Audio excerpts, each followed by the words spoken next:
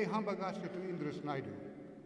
Let us commit ourselves to being servants of the people, dedicated to rapidly advancing the people's life, all our people's lives, materially, psychologically, emotionally, and spiritually. Idres had been to Robben Island for 10 years for sabotage. Those years further sharpened his political knowledge and skills.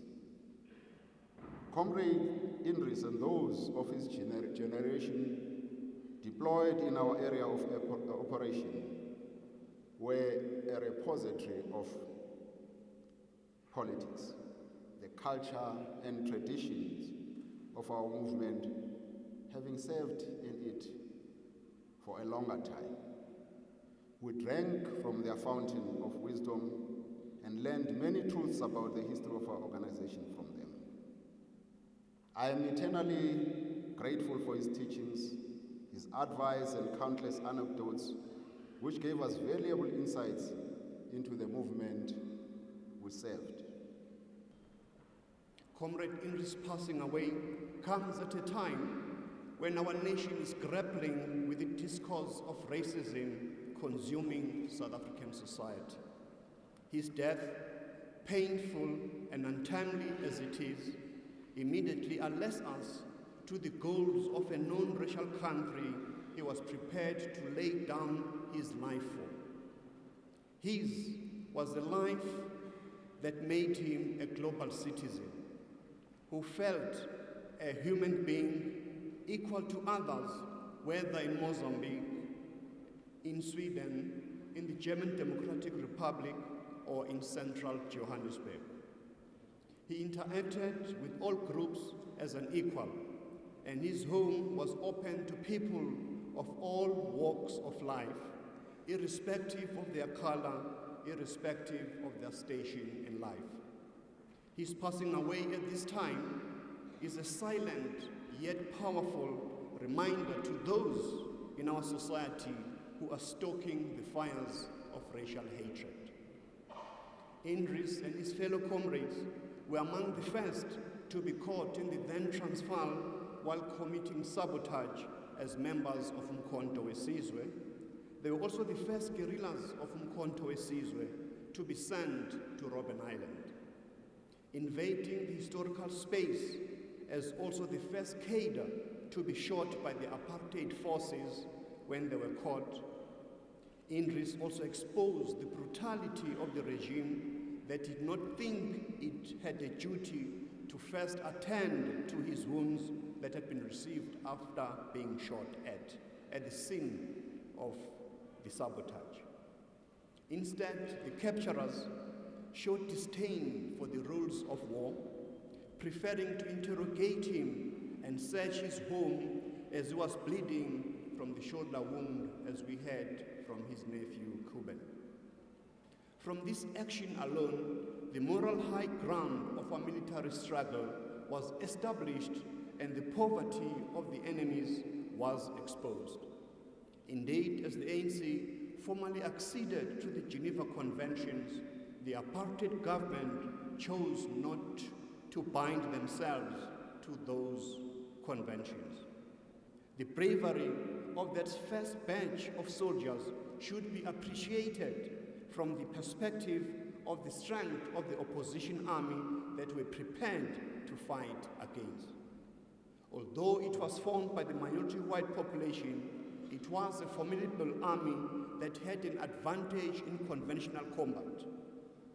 The task facing the fledgling but bold MK recruits, known as the Sabotage Group, was daunting, having first to embark on diplomatic mission of soliciting support, while at the same time training a new army for the tough task ahead.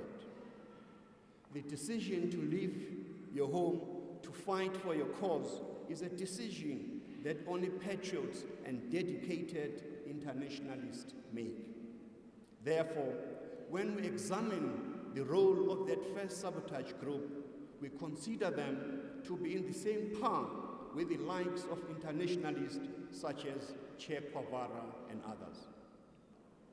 As he joins his commander and comrade Reggie van der Yard In the new world, we wish to bid farewell to Comrade Idres, born into a life of inequality, life of repression on 26 August 1936, who for the rest of his life fought for the freedom of our people. Farewell to a diplomat, farewell to a soldier, farewell to a teacher, farewell to prisoner 885 of 1963, farewell to a senator, farewell to a legislator. As the flags that are dipped in his honor today rise tomorrow, may his soul rest in peace. Lala kahle qabane, amandla awethu.